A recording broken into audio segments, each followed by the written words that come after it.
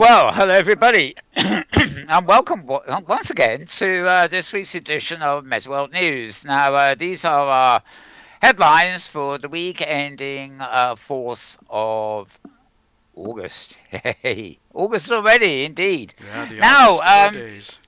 yeah, I know. It's strange, isn't it? Yeah. Anyway, my name is Mal Burns, and I'm also joined by my camera operator here, James Outloud, and we'll bring you sort of the news. Now, the first thing you are going to notice is that we're not in our normal studio, so we're not sitting behind a desk, and poor James hasn't even got any camera controls. Gosh, I don't know what we're going to do. And I What are we can't going look to forward. do? I can't look forward into the world. We got no buttons to press or anything, have we?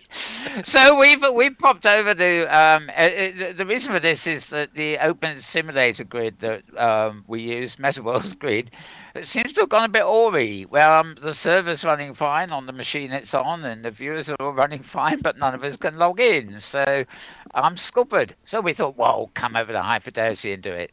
And she doesn't actually know, but I'm grateful to Dr. Fran, in fact, here in High Fidelity, old friend of ours, got Dr. Fran from Second Life Days and elsewhere. She has this little room here called Fanny's Salon. Or well, it's just called Fanny actually, and literally in a couple of hours' time, she actually has a weekly sort of discussion sort of forum kind of thing in this very venue. So in the meantime, however, we've come running in here and hijacked it. So if you ever see this, Dr. Fran, thank you very much. Oh, thank you personally whenever we see you again. So anyway, it is quite good fun in a way because although we're not in our regular studio, this will be the first time we've ever done Metaworld News as such from a different platform. We've done some other shows on different platforms, but not this one. Anyway, back to the stuff, as it were. So wonderful camera technology that you can't see impressing. James is actually able to bring you my desktop. On my desktop, you can see all the links that I'm going to be referring to in the course of the news. Now, you can follow me at Twitter, twitter.com/malburns, all one word, Malburns, or indeed there's a secondary feed for twitter.com/metaworldnews, again squashed into one word. Um, and all the items that I'm going to be mentioning today, if you don't hear me read them out, or it's a long link or something, you can find them by going to that feed and just clicking on the appropriate link, as it were. Down to business, and I'm going to head to the first of the highlights in the main feed, which is Malburn's feed. And the first thing I've got up here, dated July 28th, um, which I don't think we included last week, but it's sort of the borderline part of the feed. Psychologists are using VR to transform people into animals. Now, doesn't that sound like fun? You'll find this link at vrscout.com. That's VR, the letters, then scout, as in Boy Scout, but all one word, vrscout.com. And as I say, July 28th is the day this was posted. Um, it's a weirdie. I've got to say that over in Second Life, when I ever go there, unless I'm actually broadcasting, if I'm filming or just attending events, I toss around in a little pussycat avatar. So, I quite approve of virtual reality transforming people into animals, or at least avatar wise. But the subtitle on this is: Ever wonder what it would be like to live as a spider or fly like a bird? Psychologists are working to understand how VR can be used to transport individuals into different bodies. I'm just going to scroll a little bit there so you've got a nice picture to look at while I'm talking. Um, and if it's possible to do so with animal avatars, well, I can assure them it is. Sort of. I love the feeling I get in my That's feline right. avatar. It moves like a pretty cat, and it walks like a putty cat and talks like a putty cat, and must be a putty cat, as they say. Virtual reality says, sorry, setups are particularly suited to create a tight bond between players and their avatars to a degree where we start perceiving the virtual representation as our own body. So says Andrei Krekov, a member of the project's research team based out of the University of Duisburg Essen in Germany. We hypothesize that such an illusion of virtual body ownership has a particularly high yet overlooked potential for non-humanoid avatars. Anyway, they go on a little bit about all this. I'm scrolling down the page here. You can see there's various illustrations to go with it. If you so, if you want to read more about how to become an animal in VR or some such thing, do check this out at vrscout.com. Excuse me coughing here. I sort of seem to have what there's no, there's a frog in my throat. Mhm. And if there's one animal I don't need, it's a frog. Well, one that's in my throat, but we'll see. Right, let me get that post out the way and move on to the next one. Right, this is a post from VR Focus. This is VR, the letters, then the word focus, as in focusing your eyes or focusing in a headset contraption. All one word, vrfocus.com. And XR Event Collab have created returns to Byron Bay Film Festival in October. Now, Peter Graham, author here. Let me see. I think this post and indeed this site is down in Australia. And the Byron Bay Film Festival is most certainly in Australia and coming up in October, which for them, of course, is sort of early spring. Unlike hunker down weather it'll be for us up north here. Um, Let me see. The film festival is open to anyone wishing to purchase a ticket, but it's mostly focused towards professionals working in the field of XR. And it's well, basically, it's a film festival at Byron Bay, but is going to be featuring quite a lot of VR style material, which has been the case with Tribeca and a whole load of film festivals recently. The film industry does seem to have taken to VR, though to be honest. A lot of the time, what they think of as VR is just what I call 360 video. Um, that said, last week you remember I spent a little while on the animation and the Lion King and stuff like that. And Mhm. one thing that was noticeable about that is not just the amazing lifelike animation special effects they do now, but the fact that they actually did film a lot of it inside VR. In other words, they built the um, terrain, the landscape, whatever, and their cameraman went into VR kit to film inside the virtual reality they'd built. So they're actually a bit like we're doing this show. To be honest, we come in to the virtual world as avatars, and then we stick a camera in front of us. Now, I don't think I look nearly as beautiful as the lion in the Lion King, but you know we try, And you and are actually custom, I'm not right? even going to say anything about you, James. Yeah, yeah, it's all right. I could look Yeah, worse. I would like to look like the lion in the Lion King. I think Mm. that would beat my current, which is a feline, of course, too. It's just a rather big one, which I couldn't um, afford the processing time to look like the Lion King. this is true. This is true. Unless it was a very simple. Well, I don't know. You might be able to Mm. get a compacted mesh or whatever they call it. Okay, okay. So I'm moving on. That was VR Focus. Pop-ups all over the place here, haven't we? VRFocus.com to read more about that. Okay, and talking of Oh, which, there he oh, is. this is just so. This is a total coincidence. Now, this is not actually the thing we had last week at all. Although obviously it's about the same film. This is more information about the inside of the virtual production of The Lion King. And you know that's the lineage is also real, but it has got that almost human element too. You can really see how they've crafted it so you know it's flawless as the animal, but it's also very convincing as a sort of intelligent talking being. Anyway, as they say here, there is a reason why the movie looks so realistic. And they're going inside the virtual production of The Lion King, which is basically what I was just saying while I had the other screen open. Um, a 2 hour remake that frequently defies belief. Pride Rock is a fictional place, but eerily real. The creatures too move just like they would in the plains of Africa. In fact, they're utterly believable until they start talking and singing to one another, which sort of figures, doesn't it? Mm. Oh, there's another. Isn't that sweet? That's a youngish, a little youngish line. In fact, he looks like a domestic cat, that one, but probably not advisable to put your hand too near his mouth. Anyway, where are we? What is the secret behind it all, apart from computer generation? Well, an experimental form of filmmaking that through VR allows studios to shoot virtual sets with old-fashioned direction and analog camera work. Um, I'm not going to play the trailer for you. We'll be well. Why not? Come on, let's have a look and see if the thing moves.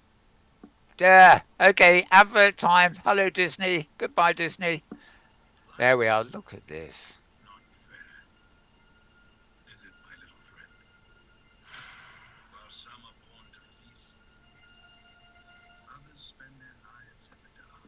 Oh. Okay, that's where I behave myself. All right. We'll be here all day if we're watching that trailer for too long. But you can see from the trailer there just how spectacular they look. Um, Anyway, it wouldn't have been possible without the Jungle Book, the 2016 remake by much of the same team, who've also worked on Star Trek: Next Generation, Titanic, and Avatar. Um, this was a special movie that cleverly surrounded Mowgli in a breathtaking world filled with pixel perfect animals. Mostly animation handled by NPC Film, who are over here in the UK. They're a division of Technicolor. Remember when films opened with a thing saying "Now in Technicolor"? Oh Well, it boy. now says "No, filmed in VR" or something. Anyway, they did a lot of shots, and they are talking about how the fact they went into a virtual world of their own creation to actually go and film a lot of this work. So it's a real mixture of a VR environment, CGI visuals, and just about everything. And apparently, there is one scene and one scene only in the entire movie that is actually a real life shot. And they're staying mum about what it is. You actually, there's a sort of, they're actually asking people to see if they can possibly guess. I guess Okay. this is to do the proof of the pudding thing. If you go to the movie, you stay clear for 2 hours, you're trying to find the frame of actual real life, just to prove that you can tell. And maybe if you can't, then they've won, kind of thing. Anyway, we did cover that last week, and much as I'd like to actually have us looking at pictures of lions all day, I can do that in my own time. I think you've seen enough of him for now. Moving on, and we're back on VR Focus again. Right, this July 29th was this post. VRFocus, or one word, .com. Chronos OpenXR 1.0 specification establishes unifying XR ecosystem. This week, the SIGGRAPH, I think that's how you pronounce it, conference for this year has been happening over stateside. And to help us grow and support the growing virtual reality VR and augmented reality AR and mixed reality MR industries, the Cronus Group and its affiliates have been working on an open XR standard since 2016. And today, the consortium has announced the launch of 1.0's specification. They actually announced the launch at SIGGRAPH. As you can see from a quick scroll here, the article includes the old diagram and it's pretty technical when it comes to it. But one of the whole ideas of this is it does bring a level of I won't say full interoperability, but much less fragmentation to the virtuality, augmented reality kind of landscape. So if you're interested in the technical side of that, you want to check out vrfocus.com. And I can't actually see any links on the page to elsewhere, but I'm sure they're easy enough to find if you need them. Right, put that one away. Now, this is a site, an offbeat site. I can't remember ever having been here for anything before. It's appa.org. That's simply www.apa, three letters, .org. And members, content, adolescent depression, homelessness, etc. As you can see from the screenshot, I hope the title of the article is VR tackles adolescent depression and homelessness. And sort of, I guess, I'm not sure what APA actually stands for. It may be something that's in a color I can't see because I'm in dark mode. I don't know. Anyway, let's move down the page to some just some pictures of the VR Personality Project is called. It allows kids to listen to virtual characters talk about how they cope with depression and other sort of stuff. Um, this is probably good. I mean, why not? Whether presumably the idea is the virtual reality characters and people talking in VR, maybe they have that cutesy, cartoony quality or something that makes them more accessible for kids than a real adult talking about it or sharing their experiences. It's hard to know, but anyway, this organisation APA um, are experimenting with it. It's the Laboratory for Scalable Mental Health at Stony Brook University, and Jessica Schneider, PhD anyway, principal investigator, and she's the one who actually created the tool that they're using to do all this. And it shows interactions between virtual characters, etc., etc. Um, unlike VR programs in the past that could only use computer generated images, these characters can be actual people, actors displayed by live video. So in that case, they aren't actually necessarily dealing with avatars, are they? They're just using 360 VR video. Anyway, follow that up if you'd like to learn a bit more. That is apa.org, which is going to be very easy to remember if nothing else. Right. Now, many people who work um,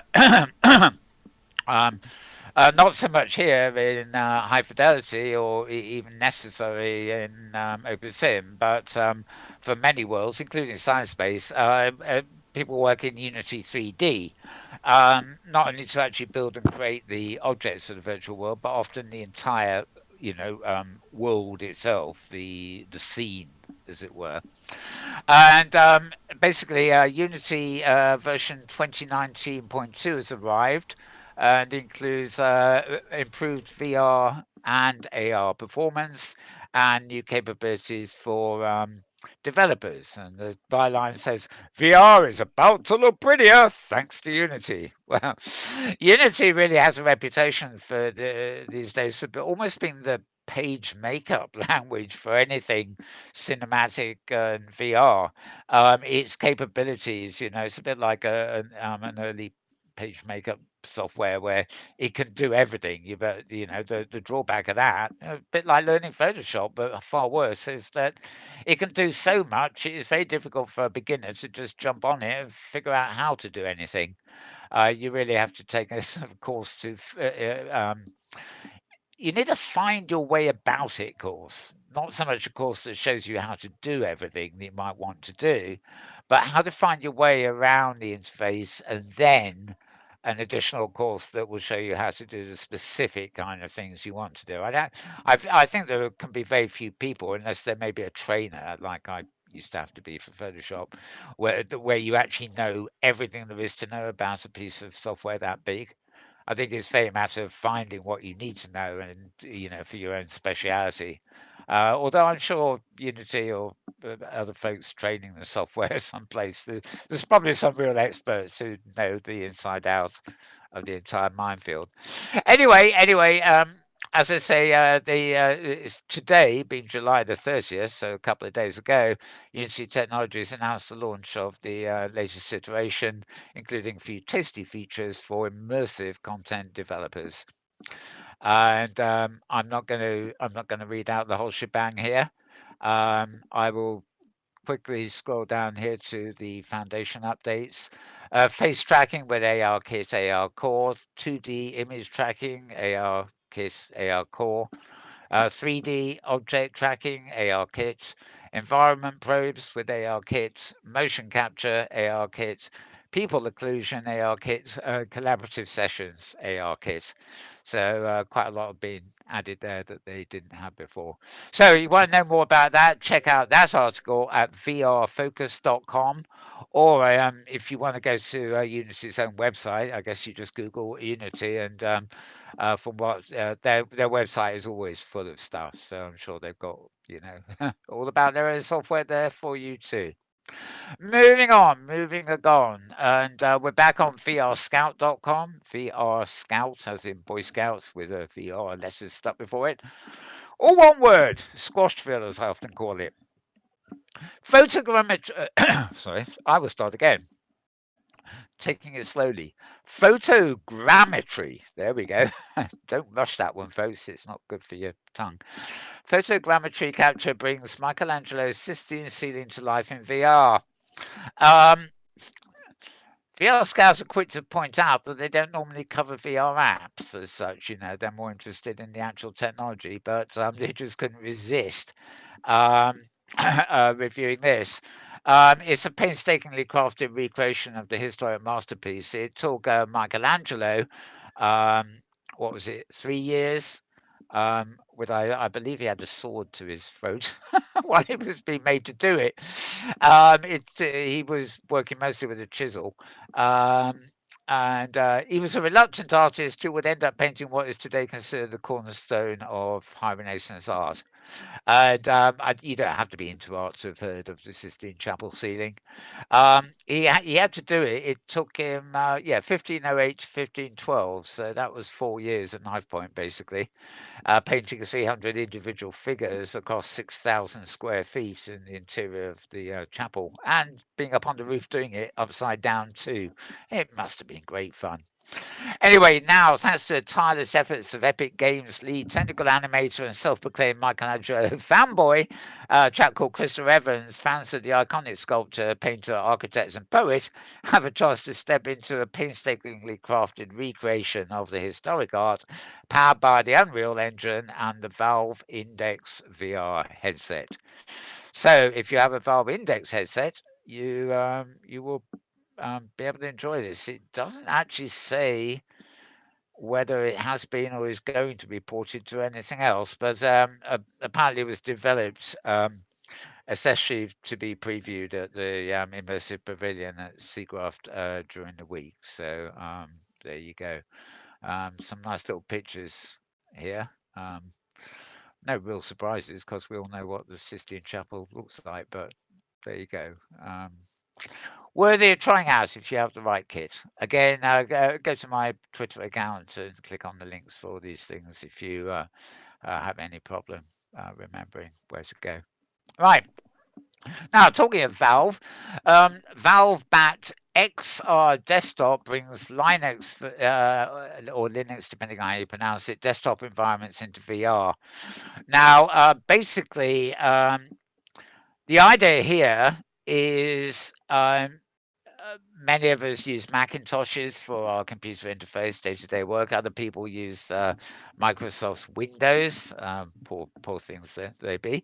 And many people with a serious slant on or creative slant on these things use Linux, which is another operating system entirely. And in fact, if I'm right, the popular Android operating system is actually based on Linux. So I won't swear to that. And indeed, even poor old Windows now has a special shell that can boot into Linux if you need it. Um, anyway, let me read a little bit here. Linux is an open source operating system initially developed in the 90s. Unlike Microsoft's Windows, Linux is highly modular and it allows users to pick and choose which windowing system and desktop environment they want to use.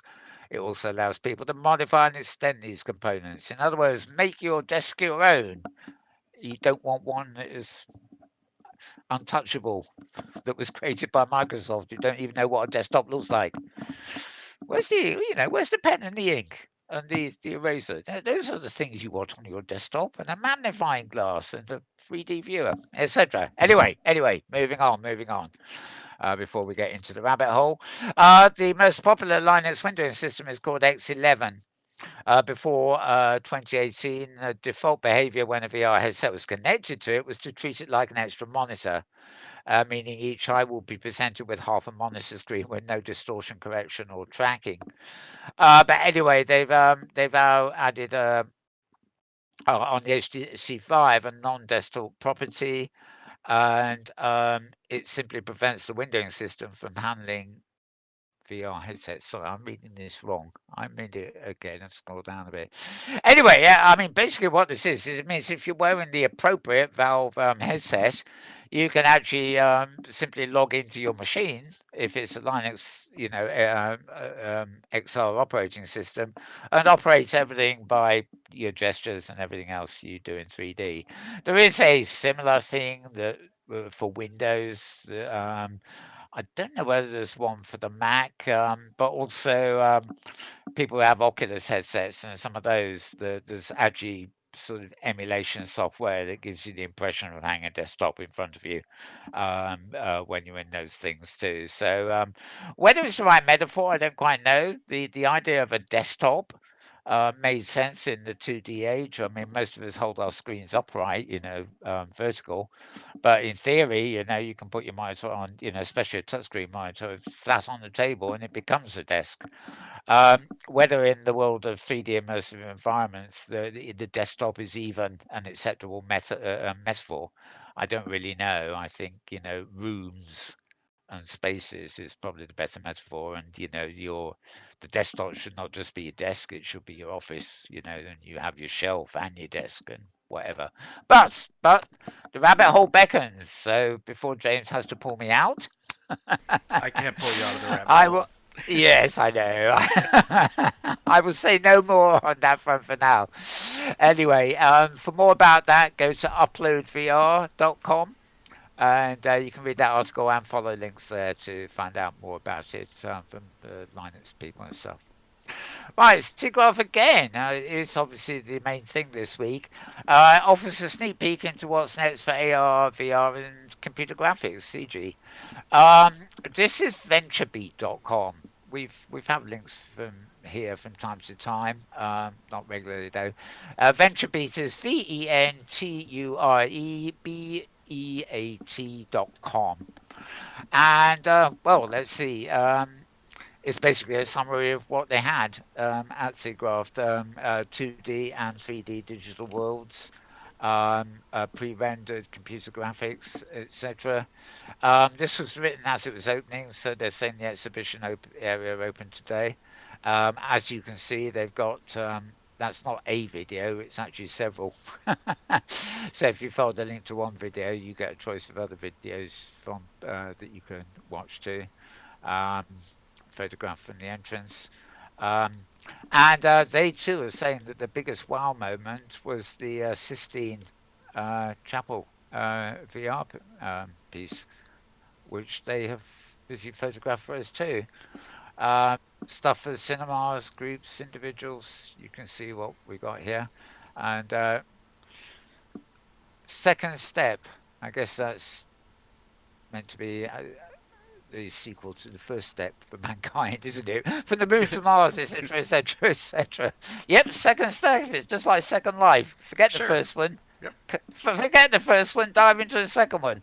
And if that bores you, jump into the third one. Third Life. That's where's Third Life? Well, Do you there's know? third life. Hmm. Yeah, I've walked out of Second Life, but I don't seem to have reached my third life. Oh Well, dear, I'm lost. Oh, such is the metaverse. mm-hmm. It's obviously somewhere on the hypergrid, but you know how big that is. How do we find it? Yeah. Anyway, stop being silly, Mal. Stop being silly. Get on with the news. Look at these pretty pictures of a conference. Yeah. Yeah, as you can see, there was a lot to see on this post, but there's a lot to read too. Looking at augmented reality eyewear, for example, um, which I'm quite keen on. Well, I'm actually keen on eyewear as opposed to motorcycle helmets. Something that fits nicely. Like a pair of glasses, and presumably, I like the idea that just like headphones play their music on my phone and then the headphones put it in my ear. I rather like the idea that a virtual reality app will run on my phone, and all the processing will be done on my phone, and a pair of glasses will simply be um, the earphone equivalent to a monitor, you know. But it must be surround, you know, so there's no leakage. But that's you know, that's about it really. Anyway, next generation haptics immersion. You see, I could do a whole program reading this out for you. But if you really want that, you go to Magic Leap too. You Hmm. should actually go to this article and follow it up. So look, I'm going to be scrolling here for the next few days. Oh yeah. Right, okay. Venturebeat.com. I said before, venturebeat.com. And that was posted on the 30th, which would have been midweek. But I'm sure if you just go to VentureBeat, you'll find that as one of their feature articles and can click away accordingly. Right. Now, here's another offbeat site. This is geospatialworld.net. I better do the readout on that, hadn't I? GeoSpatialWorld.net. Again, if you have a problem, go to my Twitter feed and follow the link. Um, this is very simple. Debunking common myths about virtual reality. Geospatial World is just one of those sites that they've all got their own interests, and I guess eventually they just think, oh, we better have a article about VR because it's relevant to our professional interest of geospatial what's-it-ing, whatever that is. Oh God, I'm so rude at times, Hmm. aren't Hmm. I? Hmm. Right, in this article, they look at some of the scariest VR misconceptions to get you to work with VR without worrying about any of the issues that might occur along the way. So it plugs VR. I thought it was going to look at horror VR when it said we'll be looking at the frightening stuff. VR reduces manpower. One of the most common myths. VR tends to cause excruciating headaches. Another myth. VR is expensive. Another myth. VR is not Hmm. social. Another myth. And wrap up? Well, guess what? That's a wrap up. Maybe the wrap up's a myth. I don't know. Anyway, go go to Geospatial World for that. So Geospatial World, and it's .net, by the way, and that was again on the 30th of July. Right, back to SIGGRAPH yet again. Some of these are kind of repeat. They're different articles that are repeating the same idea, really, which is a roundup of the conference or the exhibition. VR headsets and motion capture become commodities. I'm Hmm. not quite sure what they were before. I would have always assumed that any item of merchandise is a sort of commodity, unless we're talking about commodities trading, which is something else completely. As the financial markets, I'm not quite sure what this what this is at Maybe all. because there are so many Uh, that now it's an issue it can of be how called many a are in stock commodity. and how many are available. Yeah. Anyway, a startup called Wernch. Oh, here we are. WRNCH. Who on earth can pronounce that, let alone remember it? Right. But anyway, it's a startup called Wernch. And they found a spot across the Oculus Medium booth where people were sculpting future physical objects in Facebook's VR art application. Uh, nothing about VR escapes the dreaded Facebook these days, does it? But there we go.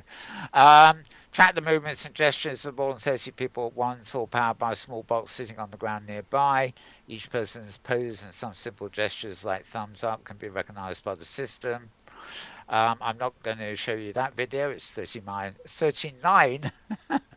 minutes long, and it's a walk through the SIGGRAPH show floor, showing you all the different companies that were there. Again, highlights by category: human activity capture. Um, I've got to say, a very suspicious headline there: new appendages Mm-hmm. and displays. If that was talking about Second Life, everybody would be in hysterics, wondering what the new appendages were. But I Oh, think I this means something. I I think think they'd this know means something exactly what different. that means. It'd be Yes. tails and Oh yes, yes, yeah. Nice little Weekly Tale. Mm-hmm. Yeah, never mind. Better not go there. All right. Foveated displays, of course. Artistic visions. More artistic installations.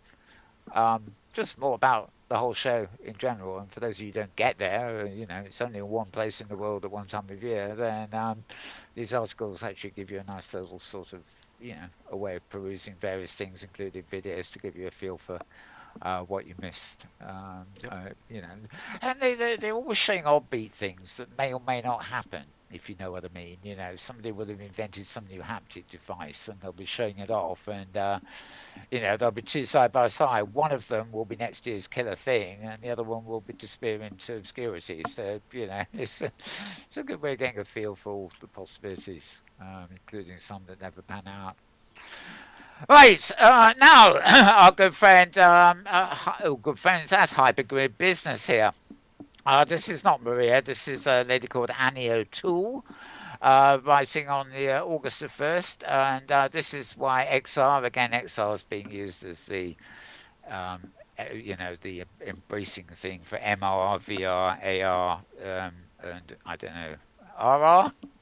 No, Okay. that's rock and roll. That's rock and roll. Maybe rock and roll is going to get MR. included in the. No, we've got MR, Right. AR, and VR, Yep. all of which together mean you've got XR.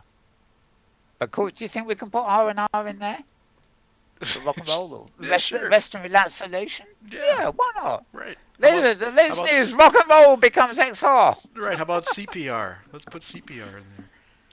Yeah, including CPU, CP3PO. Yeah. Or no, CP. Oh God, I'm confused now. Sorry. Yes, all very good ideas we have here, as you can see. But moving on, Annie talks about why we need diversity, and talk she does. As you can see, she talks, talks, talks, or writes, writes, writes, and it's a column she reprinted from her own draw and code news sheet or something or other. So, yep, and just an old picture at the top there. Take an old painting and stick some goggles on it, and you've got an appropriate illustration. Good Uh, illustration. Yep. he says rather cheekily. Right now, we're moving into these next links are actually from the Metaworld News Twitter account, as opposed to Malbone's one. Again, this one is from Hypergrid Business, where Maria was reporting. She wrote this on July 30th and updated it on July 30th. Gosh golly. Anyway, there's going to be a Woodstock. Those of you of a certain age may remember Woodstock. Even if you weren't there, you tend to know of it. Um, and if you're younger, then you may have heard of it too. I don't know. Anyway, the Encore Escape grid, which is an open simulator grid, it's on the hypergrid, so you can just beam over there when you want. Is celebrating the 50th anniversary of the Woodstock Music Festival in mid-August. It'll be running from August the 15th to the 18th, and there'll be 100. Well, I don't know how they actually work, but it's going to take place on 150 virtual acres of land, which have actually been sculpted using the United States Geological Society topographic maps from 1967 to reflect the Woodstock's site's terrain, including adjacent roads, surrounding hills, forests, fences, streams, and of course, Max Yasker's pond, which was the Hmm. favourite skinny dipping spot. Now, actually, what I love about this is not only what it is, because that is really part of my generation, but the fact that they've used geological topographic maps to actually sculpt, what is going to be, real size 150 acres. Now it's in the virtual world, of course, so it will be sized to scale with, the average avatar height and breadth or whatever. But nevertheless, that is a long distance to walk from one end of the festival to the other. Whether it will be as crowded as the original festival, and whether it's actually possible to walk from one end to the other, I can't tell you. But 150 acres is a good deal of walking space, and how can I put this? The illusion, works in virtual reality as much as real life. So once you're in virtual reality, that amount of space is the same distance to walk. as it would be elsewhere. A friend of ours, Nebadon, super well. It must be a couple of years ago. He actually created a build of the Grand Canyon in the Soundspace platform. Now, there's not much to it except a huge mesh sort of map, sculpted kind of map of the Grand Canyon. But it does take as long for you to walk across it in virtual reality as it would if you were actually visiting the real the Grand Canyon in real life. Oh dear, dear, dear, tongue twisters today. So you get the idea anyway. So this could be interesting, and it's certainly as far as the season goes. This for August, this is what this is. Well, basically 2 weeks from today. Well, 2 weeks from yesterday, it will be starting for that weekend. It certainly looks to be one of the highlights of things happening on the hypergrid this season, before the conferences and stuff start. So, anyway, find out more about that by going to hypergridbusiness.com, and Maria's article is there. Plus, oh, that's interesting. Um, Festival will begin at exactly 5:07 p.m. Eastern Time, 2:07 Pacific, and will feature rainstorm delays, technical difficulties, and idle stage time, as well as 14 individual performers and 19 bands. So they're really going out of their way to recreate it complete with the blemishes. I like that. You can contact them, by the way. It says here at T Woodstock 2019. That's TEE dot woodstock.2019 at gmail.com, and they're happy to give you login credentials, ooh and you can get a new hippie avatar dressed up for the event. Gosh golly, my feline will complain about that, but never mind. Maybe I shall become a hippie for the weekend, as if I ever stopped being one in the first place. Ha ha. Right, moving on. The quest for Xanadu. Right, again. Where the heck did this? Yeah. Right. Okay. This is our old friend Will Smith. He has a blog called City of Nidus. It is City of Nidus. That's SITYOFNIDUS .blogspot.com. So it's actually a blog rather than a website. And Quest for Xanadu is his latest sort of article, as it were, and it's all about understanding organic behavior in virtual worlds. Um, and I love this quote here. Was it Laurie Anderson who said that VR would never look real until they learned how to put some dirt in it? That's a quote from William Gibson. A lot of name checking there, eh? Yeah. But anyway, Will, if you've ever heard him speak, he's been on many of our shows and things. A great person to listen to, and believe me, he's going overboard here.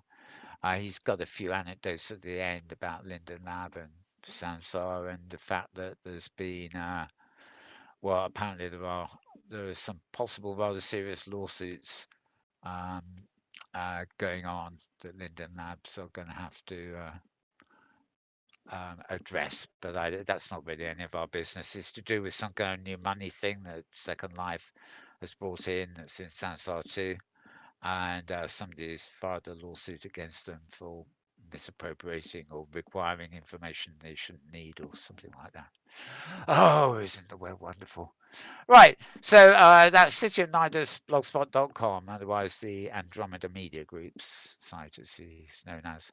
And still in the Metaworld feed, Hubs by Mozilla. Hubs by Mozilla is an attempt, well, it's not an attempt, it's actually a reality, to put virtual reality environments on the web page. So you can hop around, in a web browser and go to them. There are some other ones. 3D Web Worlds is one that sort of emulates OpenSim a little bit and things. But Hubs is actually backed by Mozilla. They're the people who make Firefox and the original Mozilla client, and there's a lot of Zilla things around actually. And basically, this is their blog. It tells you, how to set things up. You can basically, they have a Discord channel, by the way, that you can chat on. Basically, you just set up things. Not they're not all even as primitive as this one that I'm about to show you here. Yeah. But at its basic, that's the kind of 3D thing you can build that actually operates on a website itself. And I guess it's down to your skill at building these things, how elaborate you can actually make it. You're not going to get super photographic realism using this, at least not yet. But who knows what the future holds? So blog.molesvr.com. That's MOZVR, MOZ for Mozilla and VR for virtuality. Blog.molesvr.com. And yes, yes, indeed, James. Guess what? I'm at the end. I'm at the Oh end. no. Oh yes. It took me by surprise. I saw two tabs open, but they're nothing to do with they're All nothing to right. do with this. One's our screen lead tab, and the other's my own what do I call it? Quick launch screen. So, any thoughts on all that lot? Oh wow. A lot of thoughts. Let me get my Did cover camera quite. We did get centered quite a here a lot. little bit. Uh, we did Uh, cover quite a lot in a way there. yeah, yeah. It's the one thing I have to say is I've been using a couple of things. The on the Oculus Quest, the Anne Frank house, which I think you covered in a story a while back, and then Yeah. I've just downloaded on the Quest the International Space Station Oh, simulator, and it's really quite remarkable to pull uh, yourself through the space station and learn more about it. do you get good? Can you just stare out the window like and Yeah, get a lifelike orbit too? right, right. You can go down Yeah. to what they call the cupola, which is the downward facing windows, and it's Ah. really great. I really enjoy it. Oh. Okay. Okay. Maybe I'll succumb and get an Oculus Quest. I don't know. Well, it It might be just on the go also. You if might, if it's on yeah, the go, that will make it. Yeah, I mean the go. The amount of times I put the go on, I don't really think I need to upgrade right, until it's a pair of shades. right. The go wouldn't have you can't use the controllers to grab onto the handrails and pull yourself through the station, but you could look around it. No, it's very. There is a controller with it, but it's fairly Right, right. rudimentary. You can click on OK menus. You can swirl around a bit, but yeah, that's true. Uh, No, but lots of oh, the that's SIGGRAPH stuff, very amazing. I mean, I'm thinking of a lot of I can't help but think of the blind people and the elephant story. This VR thing. Everybody's trying a little bit here and a little bit there, and have some hints about what it might be, but still trying to figure it out. what. Yeah, what it's really going to be at the end of the Yeah, day. yep. Yeah. Yeah, it is. It's going to be one of the most awkward um, changes in technology, and I don't know whether it's just a sign of the times that there's no real sense of interoperability and everything is so disjointed and scattered. Um, like when the telephone first came along, it was kind of it, wasn't it? The same with radio, the same with television. I mean, you Hmm. get variety of programming for sure, and telephones could eventually it could handle video as well as voice and data and all the stuff, But the basic thing, the basic medium that we used to communicate was, every telephone made was compatible with the telephone system, and here, like we say, it's like a dinosaur, and we really can't see. Um, it's kind of forest for the trees as well, isn't Yeah, it? yeah. The concept is so great we can't really easily see the whole, and then even if we could, that's actually obscured by a whole load of irrelevant stuff, or that may or not be, well, may or not be relevant, of course, ultimately. Yep. Um, yeah, which well, you've heard me go. You particularly, viewers have heard me go on about this before. The lack of compatibility, interoperability, and stuff like that is, I think, something that can only hold back these things, however wonderful they are. That's not to say they won't happen in the end. It's just that if these issues aren't addressed and everybody's following their own road, you know, Hmm. their own road to nowhere, to quote Talking Heads. Um, it's going to be take a lot longer, isn't it, before they'll come together, Yeah. if they come together. So, yeah. People are But working you're at it. right. The scrolling through those main two articles we had up, from Seagraph too. There's a heck of a lot of stuff there. I would certainly love to have been there, although Mm-hmm. I would Yep. not have taken the trip all the way there just for that. Next year. Yeah. Well, next next life. Okay. Right. Would that be a third life or fourth life? I'm not quite sure. Well, we gotta get the third life going. Yeah. Yeah, I got to get to third life before I can go to next life, whatever, or 108th life. Yes. Who knows? Right. Any other thoughts? Any other thoughts? No, no, I think that's good for There this was week. quite a lot there. Yep. Okay. Well, okay. Well, thanks everybody for watching. Hopefully, you've been a bit more entertained than usual by seeing us in a different environment. We've both got different avatars here, by the way. Now, this avatar, although I don't do the normal show with this avatar because its lips don't move in our regular studio, but I do confident this is my default avatar, which I actually have in all the virtual worlds that I enter as a rule. Although whether I choose to wear it is dependent on various things. But as you can see, looks quite slick and its lips move, which is the main thing. In That's what science Mel space, likes. All right. yeah, in science space, my lips don't move, but otherwise I look the same. you know. And in open sim, yeah, my lips don't move with this avatar either because it's a mesh. But anyway, so it's nice to be in my favorite avatar for once. Mm-hmm. And once again, a thank you to Dr. Fran Babok, whose venue we have stolen for the purpose of this show. And I also I might as well say You, hello to Marcus, yeah, Marcus you've a Welling, mouse who I peering see, over your shoulder. who seems to be a little mouse. Is he's very lucky I'm not in my pussycat avatar, I tell you, because my pussycat avatar is seeing dinner. Actually, I Oh think it my. looks a bit more like a mousy pig, actually. He's a Anyway, wonderful we mouse. we've been joined by a little mousy guest here. Yes. um, Right. As I say, I'm Mal Burns. Thank you from me. Thank you also from James Out Loud. He's been multitasking on our cameras and stuff, which of course has been a very different exercise from normal too, because we're in a different platform. So thank you, James. Yep. And we will be back now. I don't know whether I dare say same time, same place next week. We will be back with a news next week. It will actually be our last. Basically, the rest of August we won't be doing a news unless I come on there with something very important that comes along. We'll actually have two weekends off, so to speak. And actually, this is good timing. I've just seen another avatar arrive. This is big, big tit.